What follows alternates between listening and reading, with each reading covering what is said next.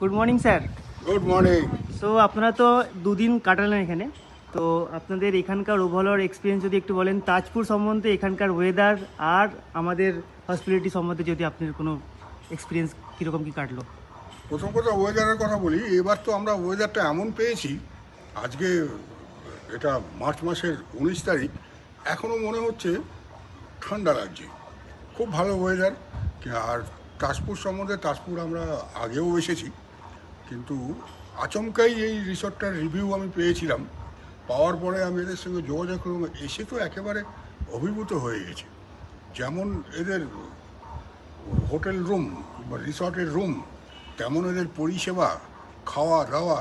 সবচেয়ে বড় কথা, একটা আমাদের রিসর্টের সামনে একটা একদম রুম সাইড পুল, যেটা আমরা দারুণভাবে এনজয় করলাম।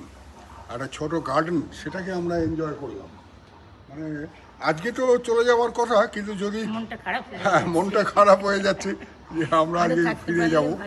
ওভারঅল এইটুকু বলা যেতে পারে যে আমার মনে হয় তাজপুরে আমি যতবারই এসেছি তার মধ্যে এটা আমার বেস্ট এক্সপিরিয়েন্স। আবার যদি এখানে আসা হয় এখানেই আসবো। আবার আসি, আবার এখানেই আসবো। আর এই দুটো রুম নেব সুইমিং পুলের পাশে। সুইমিং পুলের পাশে। ঠিক আছে, থ্যাংক ইউ।